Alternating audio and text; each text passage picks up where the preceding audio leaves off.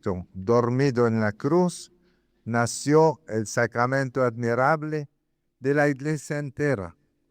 Así como Dios sacó del costado de Adán a su esposa Eva, dice la Biblia, así la esposa de Cristo, que es la Iglesia, nació del costado abierto de Cristo, dormido en la cruz. Es una tradición desde el principio de la Iglesia de comentar cómo la Iglesia nació del costado abierto de Cristo. Del costado abierto de Cristo manó sangre y agua. Y en el prefacio de la misa del Sagrado Corazón cantamos que la sangre que brotó del costado abierto de Cristo simboliza la sangre de la Eucaristía, y el agua que salió del costado abierto de Cristo simboliza el agua de nuestro bautismo. Y por eso esta imagen de la Iglesia que nació del costado de Cristo, como Eva que salió del costado abierto de Adán, es de una gran riqueza. Pero la Iglesia que nació en el Calvario se manifestó al mundo solamente el domingo de Pentecostés. Después de la resurrección de Cristo, los apóstoles gozosos veían al Señor en muchos acontecimientos. Se aparecía Jesús en medio de ellos, les hablaba, pero ellos tenían miedo. Incluso el día de la ascensión de Jesús al cielo, Jesús les dijo: no se alejen de Jerusalén, quédense esperando.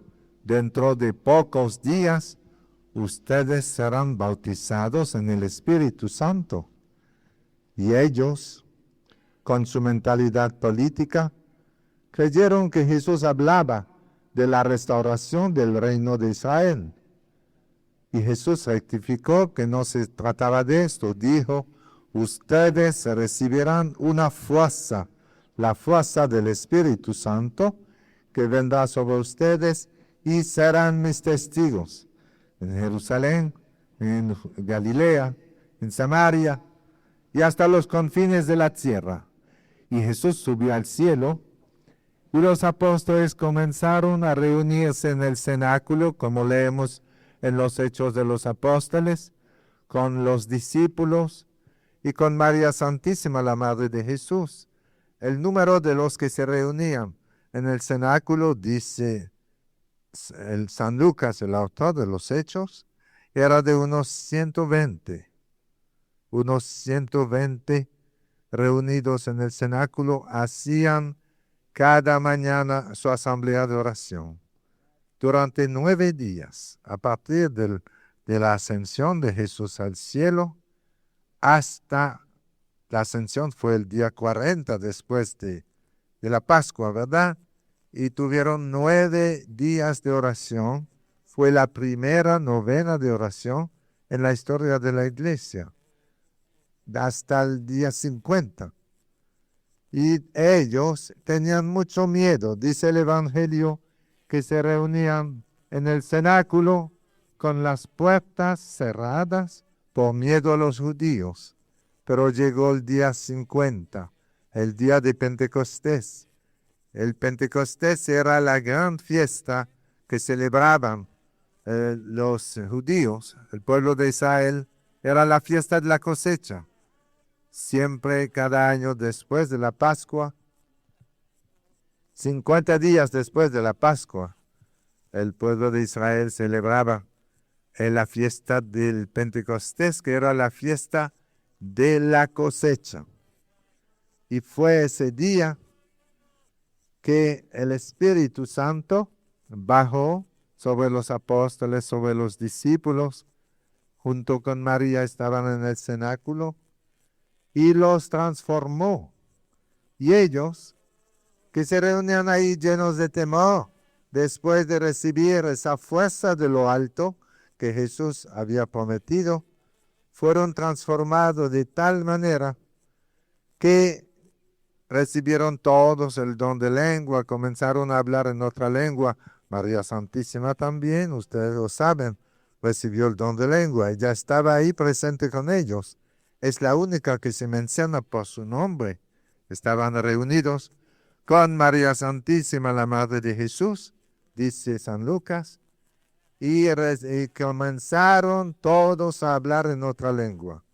Y entonces, después de recibir esa fuerza de lo alto, salieron del cenáculo a proclamar con audacia en la plaza pública en Jerusalén, a proclamar a Jesús resucitado, vivo y verdadero. Ya no tenían miedo. Y Pedro, ese mismo Pedro que había negado a Jesús 3 veces el Viernes Santo, por miedo, cuando una pobre sirvienta le dijo, tú también eres uno de ellos. Y él dijo, no conozco a ese hombre. Y 3 veces negó a Jesús hasta que cantó el gallo. Y él se recordó lo que le había dicho Jesús y lloró amargamente su triple negación. Pero ese mismo Pedro, después de recibir esa fuerza de lo alto, después de recibir ese bautismo en el Espíritu Santo en el cenáculo, salió a la plaza pública a Jerusalén con los apóstoles a proclamar con audacia a Jesús resucitado. Ya no tenía miedo y habló con tanto fervor, con tanta energía, que el pueblo que estaba escuchando fueron tocados en su corazón, dice San Lucas. Comenzaron a arrepentirse y a darse cuenta del gran crimen que habían cometido en el Monte Calvario, crucificando al autor de la vida. Y el pueblo que estaba ahí, tocado en su corazón, comenzó a decir, ¿qué hemos de hacer, hermanos? Y Pedro dijo, arrepiéntanse y háganse bautizar en el nombre del Señor para la remisión de sus pecados y recibirán el don del Espíritu Santo, porque la promesa es para ustedes, para sus hijos, para cuantos están lejos, para todos los que llame Dios nuestro Señor. Y San Lucas dice en los Hechos que unas 3,000 personas aceptaron a Jesús, se arrepintieron y aceptaron a Jesús en su corazón. Se hicieron discípulos del Señor. 3,000 conversiones con una sola prédica, una prédica llena del Espíritu Santo, con el poder del Espíritu Santo. Eso es muy elocuente y nos enseña que la evangelización ha de hacerse con el poder del Espíritu Santo. Y ese gran día de la cosecha del pueblo de Israel fue para la iglesia un día de una gran cosecha, 3,000 conversiones el mismo día. Y entonces estas personas comenzaron a formar las primeras comunidades cristianas. Y ustedes lo han meditado, lo han leído muchas veces, que se reunían y eran fieles a la oración, a la enseñanza de los apóstoles, a la fracción del pan. Y se formaron las primeras comunidades y el Espíritu Santo comenzó a manifestarse con poder en las primeras comunidades. Y un día, Pedro y Juan se iban al templo a orar y se encontraron a un pobre tullido que estaba ahí frente a la puerta del templo pidiendo limosna. Y Pedro lo miró y al ver que tenía fe para curarse, Pedro tuvo como un discernimiento que ese tullido tenía mucha fe, esperanza. Y Pedro le dijo, yo no tengo oro ni plata, pero lo que tengo te doy. En el nombre de Jesús de Nazaret, levántate y camina. Y se levantó el tullido y comenzó a caminar. Y fue un alboroto, la gente alababa al Señor.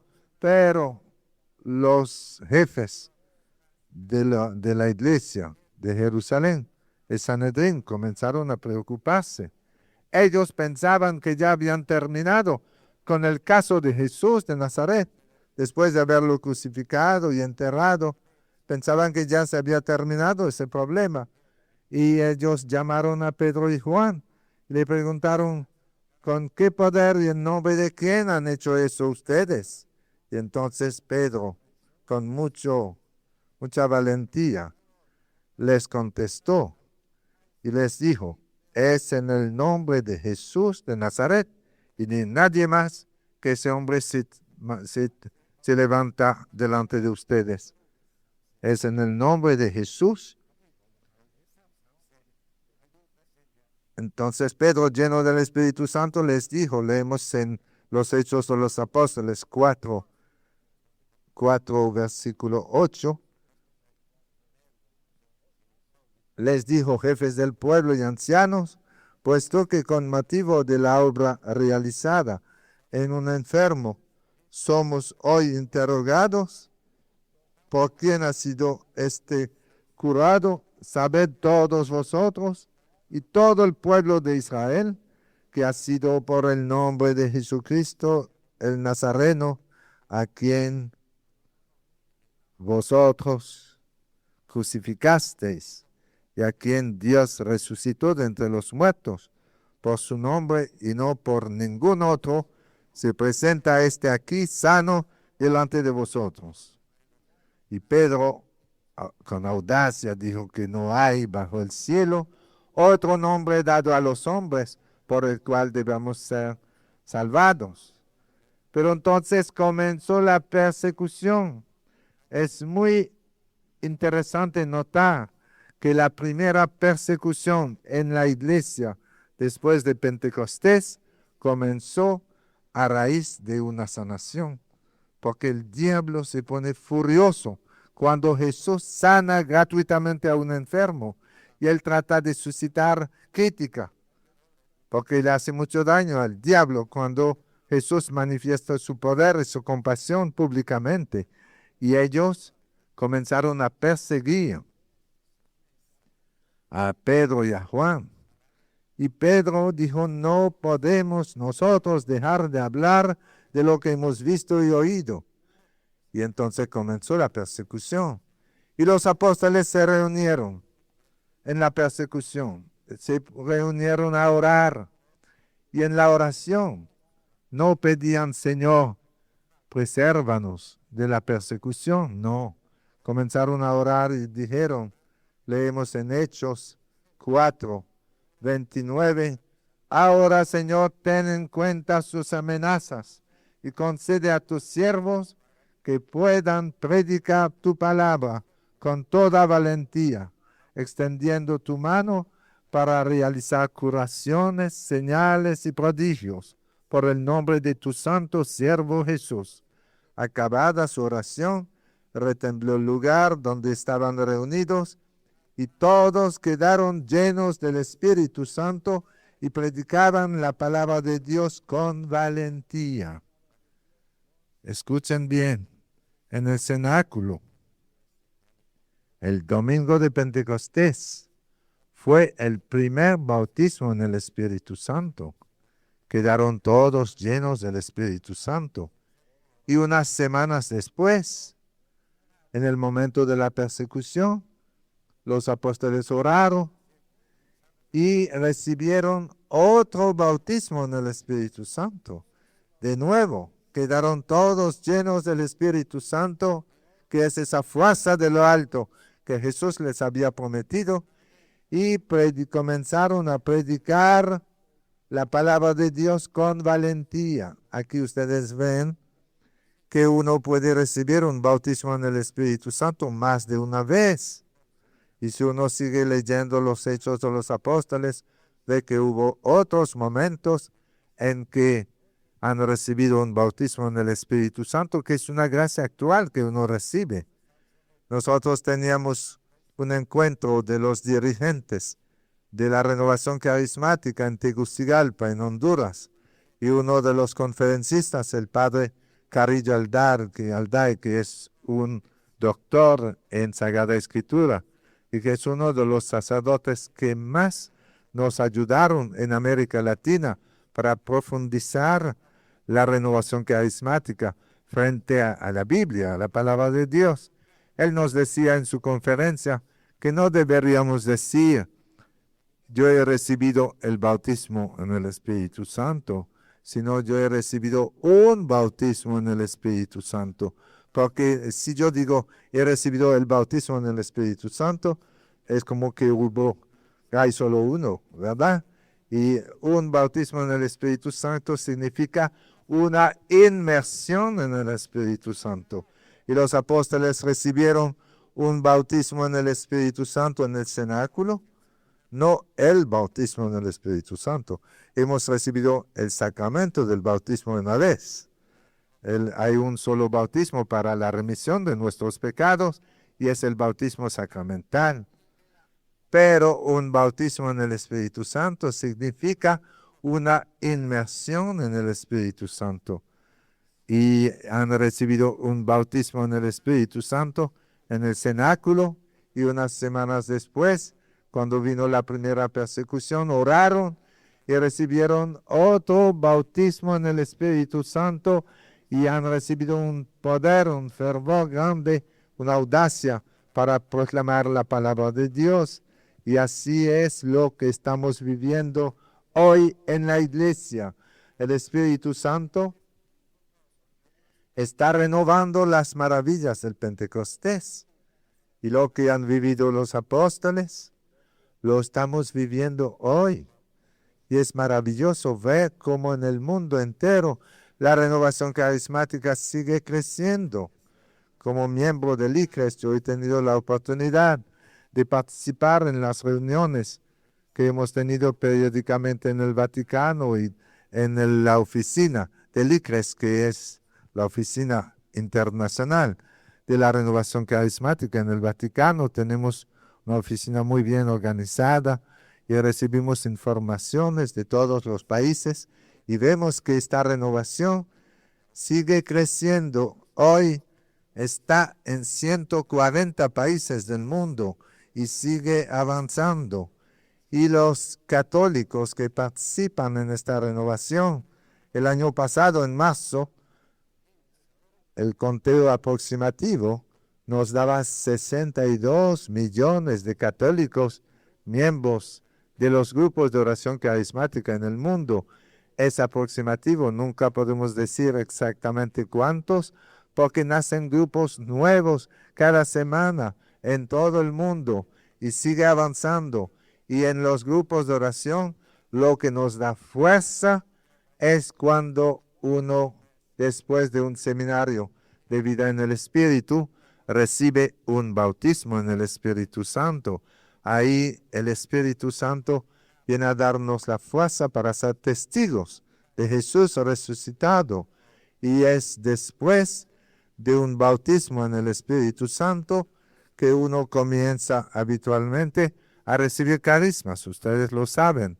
Varios de ustedes han recibido, por ejemplo, el don de lengua el día que oraban para pedir un bautismo en el Espíritu Santo para usted. Otros han recibido carismas más luego. Yo recibí un bautismo en el Espíritu Santo el 24 de septiembre del 73. Es una fecha que no olvido, porque ha transformado mi sacerdocio, mi apostolado. Yo no sé si los que han recibido un bautismo en el Espíritu Santo aquí se recuerdan qué día han recibido esa bendición.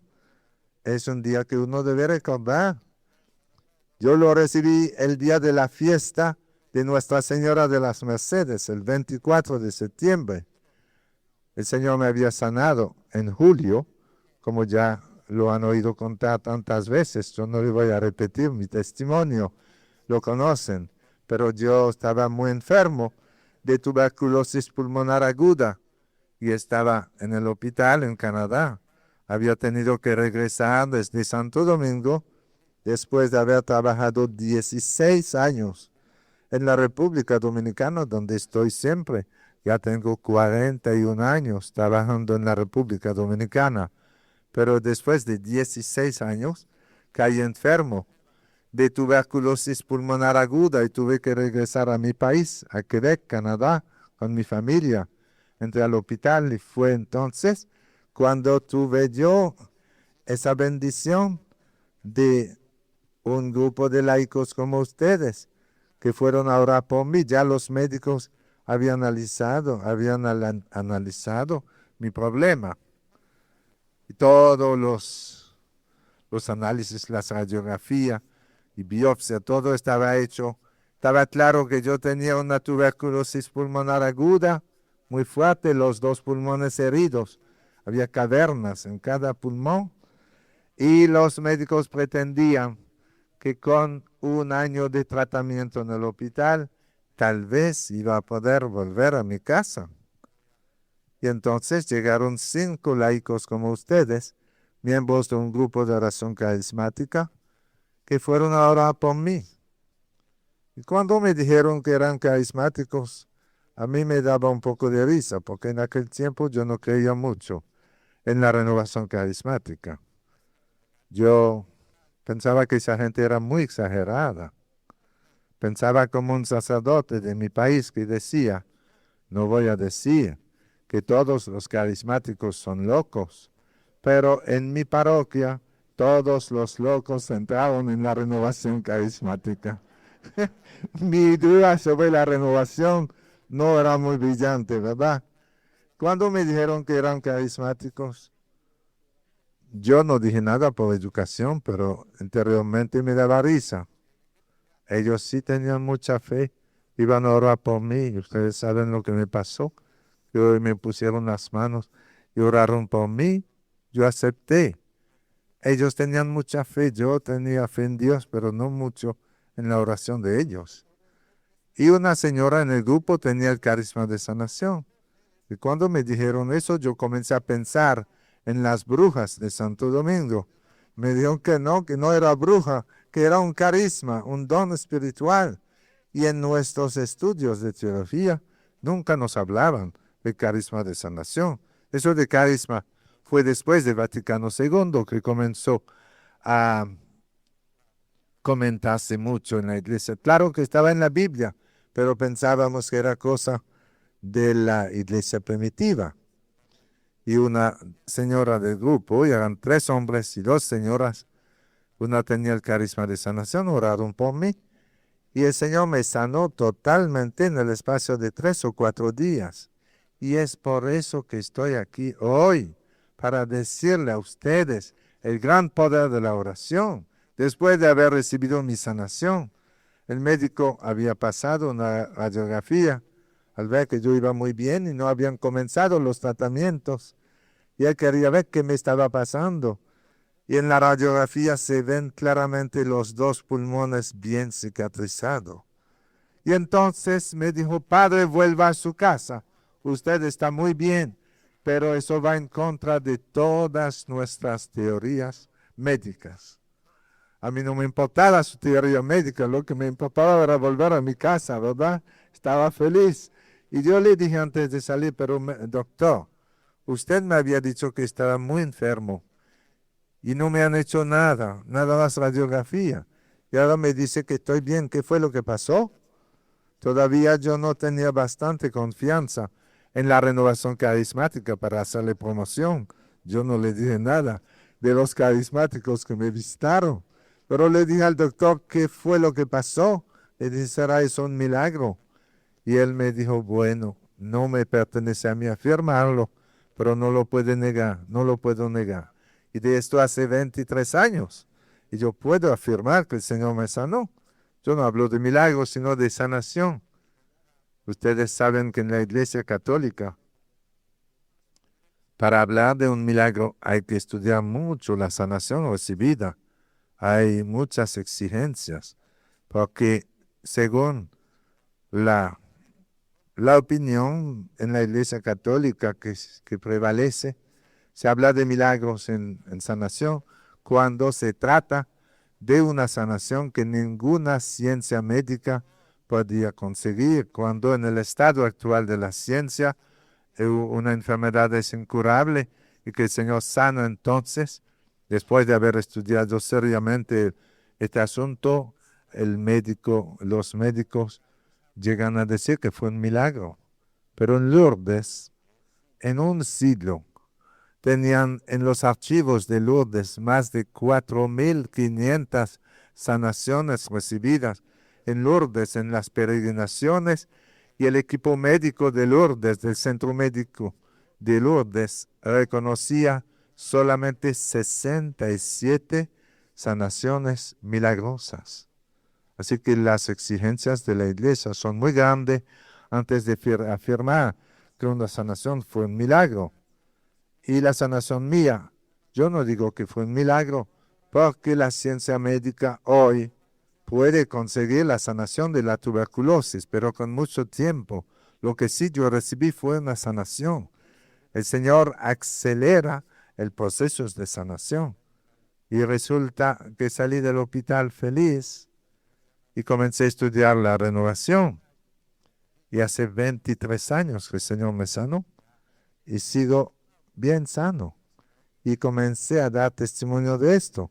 Y entonces yo le contaba, el Señor me sanó en julio y fue el 24 de septiembre que recibí un bautismo en el Espíritu Santo, sin saber muy bien lo que era eso, pero ya que el Señor me había sanado, yo estaba dispuesto a aceptar todo lo que los carismáticos me iban a dar.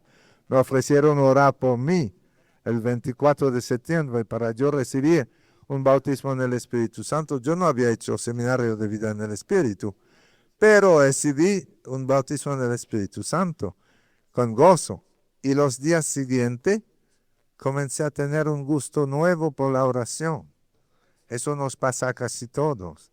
Y yo comencé a leer la Biblia con un sabor nuevo, como que antes leía 10 minutos de Biblia por la mañana como una obligación que yo me imponía para ir meditando la Biblia. Y después de un bautismo en el Espíritu Santo, a veces me pasaba 1 hora y media leyendo la Biblia, pero yo encontraba muchas cosas nuevas que yo había leído antes y yo no la había notado. Comencé a leer los Hechos de los Apóstoles y en cada página encontraba cosa maravillosa. Sin embargo, habíamos estudiado los Hechos de los Apóstoles en el Seminario Mayor y hay muchas cosas que no habíamos notado. Y el Espíritu Santo es como una luz que viene a revelarnos a Jesús en la palabra de Dios, que viene a revelarnos la verdad que está allí escrita.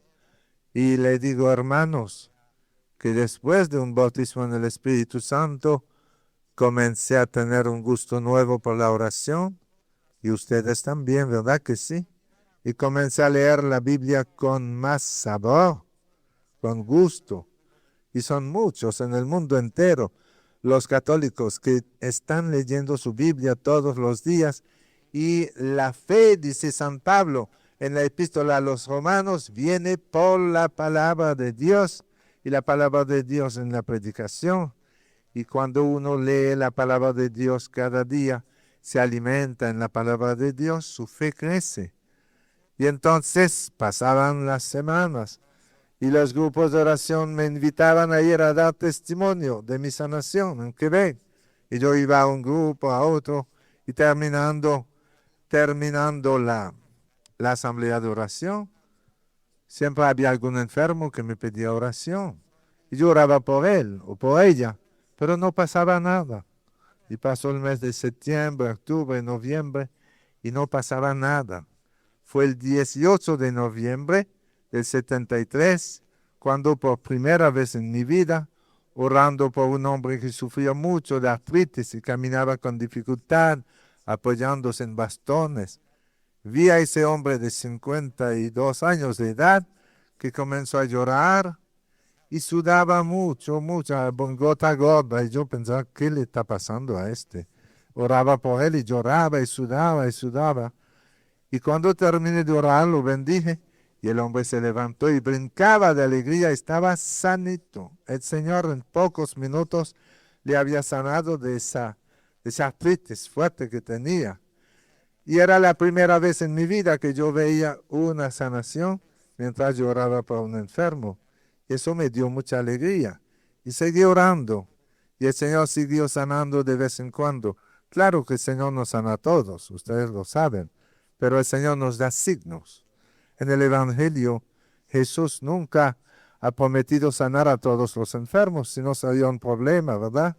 Habría que morir en salud, yo no sé cómo sería. nunca ha prometido sanar a todos los enfermos. Él se quiere llevar a algunos al cielo también. Pero Él ha prometido dar signos para acompañar la evangelización. Y yo he visto en el ministerio de evangelización que de vez en cuando el Señor sana a un enfermo y a otro. Y en grandes encuentros siempre hay más sanaciones, como que la fe de la multitud es muy grande, muy poderosa para conseguir bendiciones del Señor. Claro, ese ministerio de sanación ha ido creciendo en mi vida, como los entre ustedes que tienen un carisma de profecía o de lengua. Pero en todos los retiros, cuando oramos por la asamblea y cuando tomamos el tiempo de animar la fe del pueblo que está ahí, y a veces dar un testimonio o dos, eso ayuda a hacer crecer la fe. Y oramos por los enfermos, y el Señor sana siempre a algunos enfermos. Y es maravilloso ver cómo ese carisma de sanación acompaña la evangelización de una manera muy positiva, fortalece la evangelización. Son signos que vienen a dar credibilidad a la palabra de Dios que estamos proclamando. Ahora esta tarde, presentándole a ustedes la iglesia que nació en el Calvario y se manifestó en Pentecostés, quiero insistir en que Jesús le ha dado a su iglesia no solamente carismas, le ha dado sacramentos. Y debemos mantener el equilibrio entre la importancia de los 7 sacramentos, que son como 7 canales de la gracia de Dios para el hombre. Los sacramentos son canales de la gracia de Dios, como dice la definición que teníamos antes. Un sacramento es un signo sensible instituido por Jesucristo para darnos la gracia. Y un carisma, dice San Pablo en la epístola a los Corintios, un carisma es una manifestación del Espíritu. Y el Espíritu Santo actúa en los dos. No hay sacramentos sin la acción del Espíritu Santo. Y no hay carismas sin la acción del Espíritu Santo. Los sacramentos son para darnos vida, la vida nueva, y para hacernos crecer en la vida nueva. Y los carismas son dones que el Espíritu Santo nos da para la construcción de la comunidad, para la edificación de la iglesia. Y necesitamos ver la importancia de los dos, no ser ni fanáticos de los sacramentos, ni fanáticos de los carismas. Los dos son necesarios. Uno, el sacramento, para recibir la vida nueva, para crecer en la vida nueva. Y el otro, el carisma, para edificar la comunidad. Son dones que el Espíritu Santo nos da para construir la comunidad, para servir. Son dones ministeriales. Y debemos darle gracias a Dios por vivir hoy este tiempo maravilloso en que el Espíritu Santo está renovando las maravillas del Pentecostés. Y no descuidar los sacramentos. Hay gente que cree que con los carismas no necesitan sacramentos. Así los pentecostales, por ejemplo, ellos tienen carisma auténtico, pero tienen un solo sacramento, el bautismo. Después no tienen más y creen que basta. Nada más tienen el sacramento para nacer en la vida nueva, pero no tienen los otros sacramentos para crecer en la vida nueva. Nosotros, católicos, sabemos que Jesús nos ha dado los 7 sacramentos y todos son importantes y debemos darle mucha importancia a los sacramentos y mucha importancia a los carismas.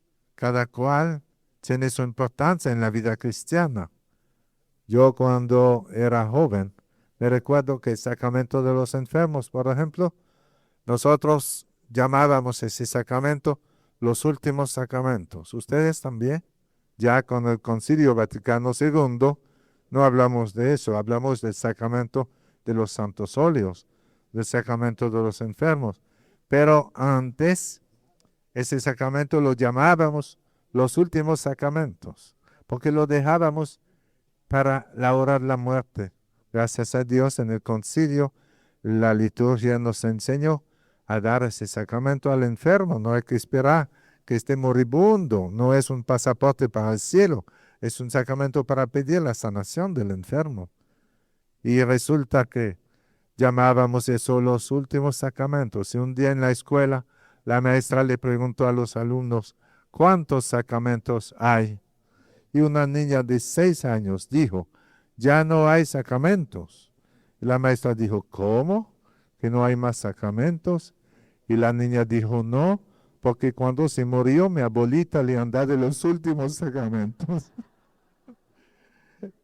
Le han dado los últimos sacramentos a la abuelita, ya no hay sacramentos. El Espíritu Santo viene a recordarnos que todavía hay sacramentos. Y el Espíritu Santo está revitalizando todos los sacramentos. Y en el seminario de vida en el Espíritu, muchos de nosotros hemos encontrado de una manera más clara, hemos descubierto de una manera más clara la importancia del sacramento del bautismo. Dice el Señor que un vaso de agua dado a un pobre en su nombre no quedará sin recompensa. El día de tu muerte tú vas a recibir una gran recompensa. Porque yo tenía mucha sed. Gracias. Así que los sacramentos en la iglesia tienen toda su importancia y no debemos dejarnos engañar por ciertos cristianos que pretenden que no hacen falta esos sacramentos. Los pentecostales, por ejemplo, que nada más tienen el bautismo. El Espíritu Santo actúa en cada sacramento. Recibimos el bautismo en el nombre del Padre, del Hijo y del Espíritu Santo. Uno recibe la absolución en el nombre del Padre, del Hijo y del Espíritu Santo. Y el Espíritu Santo nos está ayudando a descubrir mejor el valor de cada sacramento. Por ejemplo, entre los carismáticos, yo conozco a mucha gente que habían descuidado el sacramento de la reconciliación y que han vuelto a descubrir la importancia de este sacramento. Esta mañana yo le di una conferencia a los sacerdotes, que son 10, son 110 en el retiro. Está lleno, el cupo está lleno, había sitio, habitaciones para 110 y está lleno. Y le di una conferencia de 1 hora sobre la importancia de la confesión, del sacramento de la reconciliación. Y yo pagué la cuenta porque me pusieron a confesar. Yo tuve que confesar hasta las 2 de la tarde. No voy a volver a hablar de eso a los sacerdotes. Todo el mundo quería confesarse. Pero hay gente que no. Hay gente como que le tienen miedo a la confesión. Ojalá ninguno de ustedes tenga miedo a este sacramento, ¿verdad?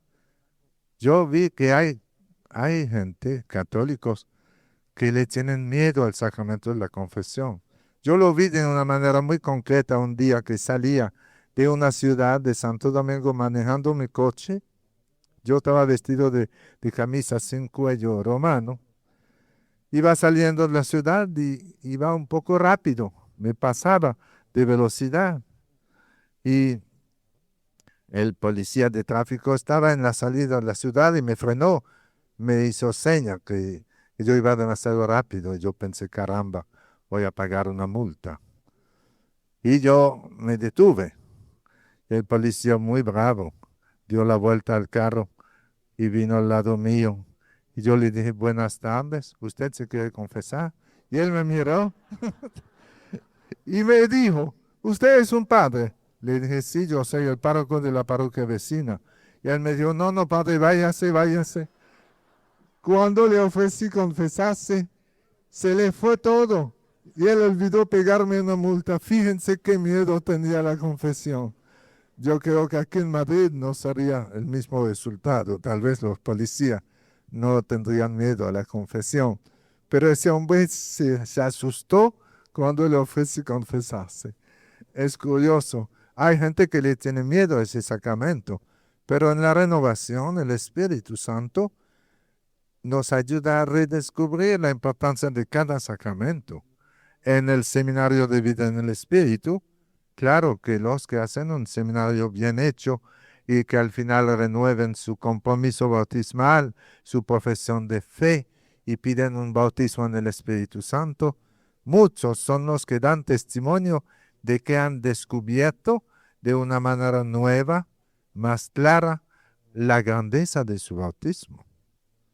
Muchos durante el seminario vuelven a descubrir la importancia del sacramento de la reconciliación. Algunos que tenían años sin confesarse y se dan cuenta que es un sacramento para purificarnos y lo necesitamos todos. Hay otros que vivían amancebados y en el seminario han descubierto que su matrimonio debía recibir una bendición del Señor. Yo conozco a muchas parejas que han hecho un seminario de vida en el Espíritu y durante el seminario han recibido una conversión tan auténtica que después han comenzado a prepararse para recibir el sacramento del matrimonio. Muchos vuelven a recibir la comunión. Y eso es lo que le quiero dejar, que el Espíritu Santo en la iglesia nos da sacramentos y nos da carismas.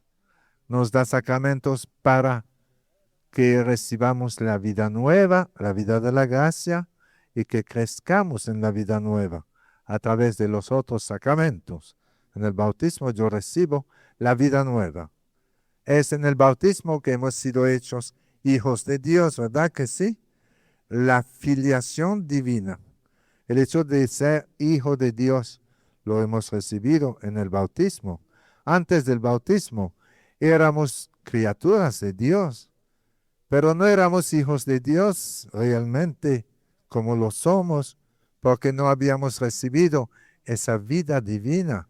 La filiación divina se recibe en el bautismo. Lo dice San Juan en el prólogo de su Evangelio, que a los que lo recibieron, a Jesús, Él le ha dado poder para ser hijos de Dios. Pero a los que no reciben a Jesús, no podemos decir que son hijos de Dios, son criaturas de Dios. Dios es Padre de todo, claro, pero para tener esa vida divina, la vida de la gracia, para recibir esa filiación divina, necesitamos el bautismo, en que Jesús ha hecho de nosotros un hijo de Dios, un templo vivo del Espíritu Santo y un heredero del cielo. Y fíjense, hermanos, cómo el mismo Espíritu Santo actúa en cada sacramento y actúa en cada carisma. Los carismas son manifestaciones del Espíritu. Los carismas son dones espirituales especiales que el Espíritu Santo nos da para construir la comunidad. Entonces, demos gracias a Dios por habernos dado ese privilegio de ser hijos de Dios y de haber encontrado en esta renovación carismática una renovación de nuestra fe. Y cuando uno recibe un bautismo en el Espíritu Santo, pone su vida entera en manos del Espíritu Santo. Es una inmersión en el Espíritu Santo. Y uno no puede poner bloqueo. Si uno dice, yo quiero recibir un bautismo en el Espíritu Santo, pero no quiero el don de lengua, no puede ser. Entonces, tú no puedes recibir un bautismo que es una inmersión en el Espíritu Santo y reservarte algo a ti. Es como si uno dijera, yo acepto que me vengan a sumergir en el agua del océano, pero no quiero mojarme la boca. No puede ser. Si te bajan en el agua del océano, te va a mojar la boca también. No podemos reservarnos nada. Por eso, cuando uno recibe un bautismo en el Espíritu Santo, debe primero aceptar a Jesús como el Señor de su vida, como la suprema autoridad de su vida, y luego pedirle a Jesús un bautismo en el Espíritu Santo. Y Jesús nos da esa inmersión en el Espíritu Santo y el Espíritu Santo en nosotros se manifiesta a través de carismas y produce dones. Ustedes saben, los dones del Espíritu Santo, como dice Pablo en Gálatas 5, en Gálatas 5:22, que el Espíritu Santo, el fruto del Espíritu es amor, ese es el fruto. Y después Pablo enumera otros frutos que emanan del amor, como las ramas salen del tronco del árbol. Y dice, el fruto del Espíritu es amor, alegría, paz, comprensión, serenidad, bondad, dominio de sí, etc. El Espíritu Santo en nosotros produce fruto y se manifiesta exteriormente a través de los carismas. Y cada carisma se enraiza en uno u otro de los 7 dones del Espíritu Santo que hemos recibido en el bautismo. Por ejemplo, el carisma de la palabra de sabiduría es una manifestación exterior del don de sabiduría que hemos recibido en el bautismo. El carisma de sanación y el carisma de milagros son una manifestación exterior del don de fortaleza que hemos recibido en el bautismo. Cualquiera de los carismas del Espíritu Santo se enraizan en uno u otro de los 7 dones del Espíritu Santo recibido en el bautismo. El carisma de lengua es una manifestación exterior del don de piedad que hemos recibido en el bautismo. Y así, hermanos, demos gracias a Dios por pertenecer a esta iglesia tan hermosa, la iglesia de Jesucristo, que nació en el Monte Calvario y se manifestó en Pentecostés. La única iglesia que fundó Jesucristo. Cuando Jesús le dijo a Pedro, tú eres Pedro, y sobre esta piedra edificaré mi iglesia. Él no dijo, edificaré mis iglesias. Jesús fundó una sola iglesia. Y todas las demás iglesias cristianas han sido fundadas por hombres que se han apartado de la única iglesia que fundó Jesucristo, o que se han apartado de una secta cristiana que ya se había apartado de la iglesia católica. Jesús fundó una iglesia y la fundó sobre Pedro. Y nosotros decimos en el credo, creo en la iglesia que es una, santa, católica y apostólica. Cuando ustedes ven a un amigo que se deja engañar por una de esas sectas que se están multiplicando en el mundo, díganle, da pena que tú abandones la única iglesia que fundó Jesucristo para unirte a otra secta. Yo estaba predicando en Alemania, en la ciudad donde Lutero fundó su iglesia, la iglesia luterana, y me contaron que Lutero, que era un gran teólogo de su tiempo, un gran predicador, era un padre agustino muy famoso, pero tuvo una dificultad con el Papa y en el pleito se desesperó y decidió separarse de la Iglesia Católica y fundó su iglesia. Como él era un teólogo muy conocido, un gran predicador, él arrastró detrás de él a cientos y cientos de alemanes y de gente de Austria, y la iglesia luterana creció mucho. Pero la mamá de Lutero, me contaron, la mamá de Lutero era católica. Claro, una madre de familia que había tenido un hijo sacerdote. Lo había educado, cristiano. La mamá de Lutero era católica. Y dicen que ya ella era mayor. Veía a su hijo que había fundado una iglesia nueva, la iglesia luterana. Y ella estaba muy inquieta. Y antes de morir, un día le dijo a su hijo, yo no tengo estudios, tú has estudiado mucho, tú sabes mucha teología.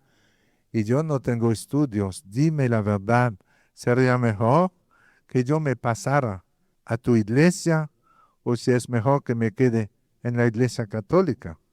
Y Lutero, que engañó a tanta gente, no quiso engañar a su mamá. Y a su mamá le dijo, no, no, mamá, quédate donde tú estás. Le dijo, la iglesia mía, la iglesia luterana, es más fácil durante la vida, pero la iglesia tuya es más segura a la hora de la muerte. Y la mamá de Lutero murió católica, fíjense. Díganle eso a sus amigos. La iglesia tuya tal vez es más fácil que la iglesia católica porque ellos dan divorcio, eso no es un problema. Y hay muchas cosas, no tienen que confesarse porque no tienen confesor, no tienen sacerdote. Y hay muchas cosas que parecen más fácil en las sectas. Dígale, la iglesia tuya es más fácil durante la vida, pero la iglesia mía es más segura a la hora de la muerte, porque es la única que fundó Jesús y la fundó sobre Pedro y dijo, sobre esta piedra edificaré mi iglesia y las puertas del infierno no la vencerán. Sigamos, hermanos y hermanas, luchando para dar a conocer la fe cristiana, dar a conocer la iglesia en que Jesús nos ha dado el privilegio de nacer. Sigamos evangelizando y ojalá ustedes que son servidores den muchos seminarios de vida en el Espíritu para ayudar a sus hermanos a renovar su fe, a revitalizar su bautismo. No pongan estorbo, no pongan condiciones. Hay en algunos países he visto que había sacerdotes que ponían tantas condiciones a los que querían recibir un bautismo en el Espíritu Santo que muchos no podían participar en los seminarios. Pero no es un sacramento, es evangelización. Y la evangelización es buena para todos.